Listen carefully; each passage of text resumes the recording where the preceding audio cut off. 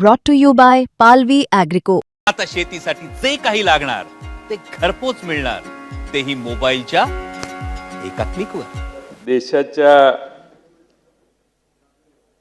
अभिभाषणाचा देशाच्या राज्यघटनेत उल्लेख आहे. ह्या अभिभाषणाला घटनेमध्ये देखील एक विशेष मूल्य आहे. आणि अध्यक्ष महोदय, राज्यपालांनी असं घटनेत म्हटलेलं आहे की ही बैठक का बोलावली हे सांगणं राज्यपालांनी अभिप्रेत आहे. संपूर्ण अभिभाषणाच्या या भाषणात याबद्दल केवळ एका ओळीचा उल्लेख शेवटी करण्यात आलेला आहे.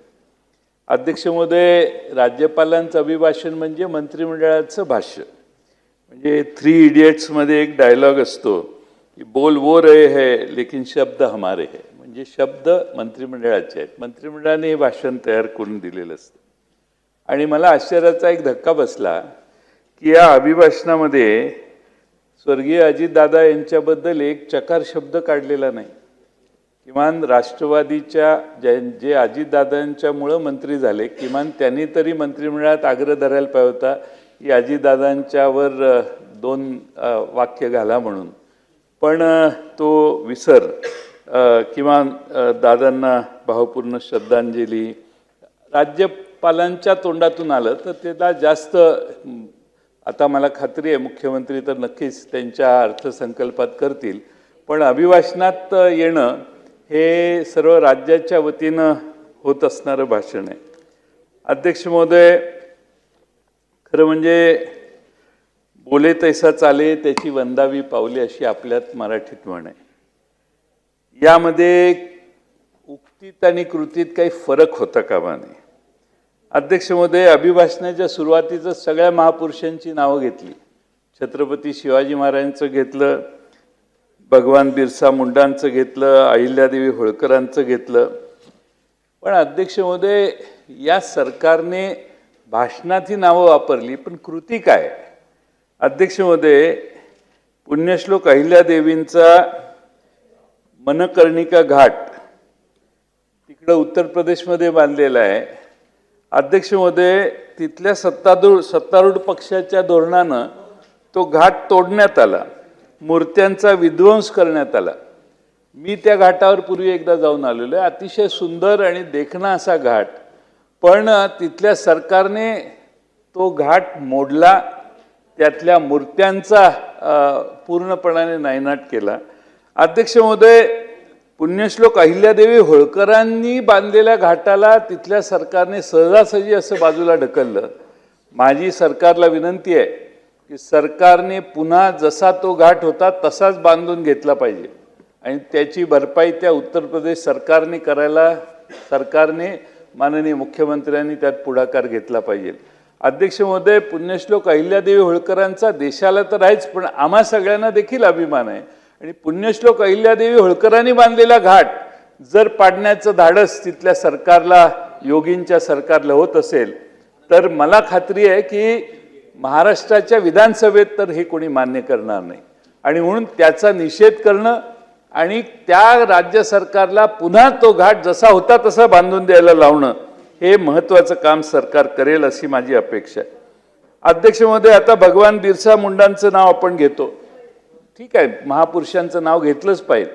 पण अध्यक्ष महोदय, महाराष्ट्रातल्या आदिवासी बांधवांच्या आयुष्यात काय सुधारणा आपण केली याचा काहीतरी अभिभाषणात उल्लेख पाहिजे की आमच्या या प्रयत्नामुळे महाराष्ट्रातल्या आदिवासींची सुधारणा झाल्या.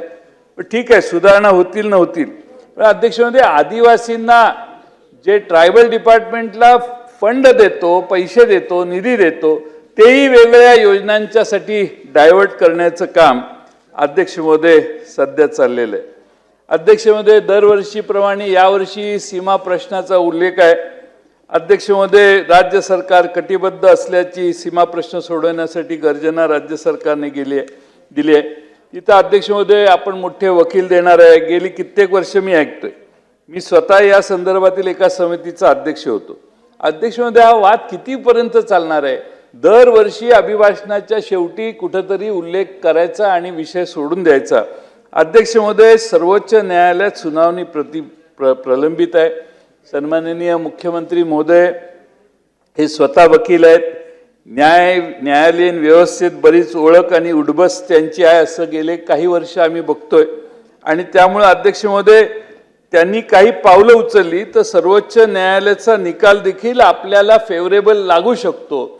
आणि म्हणून माननीय मुख्यमंत्री महोदयांनी त्यांचे गुड ऑफिसेस गुड कॉन्टॅक्ट्स याचा वापर करून ही केस पटलावर आणावी आणि त्याचं हिअरिंग पूर्ण करून महाराष्ट्रातली जे सीमा बांधव आहेत त्यांना न्याय देण्यासाठी इतर अनेक कामं आहेत. आता त्यांचं लिगल स्ट्रॅटेजी मेकिंग आणि ॲक्युमेन एवढं चांगलं आहे की दोन पक्ष फुटले आमचे त्यावेळी काय केलं काय झालं आणि कसं झालं आणि त्याचं काय कायद्याचा केस कसा काढायचा हे माननीय मुख्यमंत्र्यांना चांगलं माहिती आहे.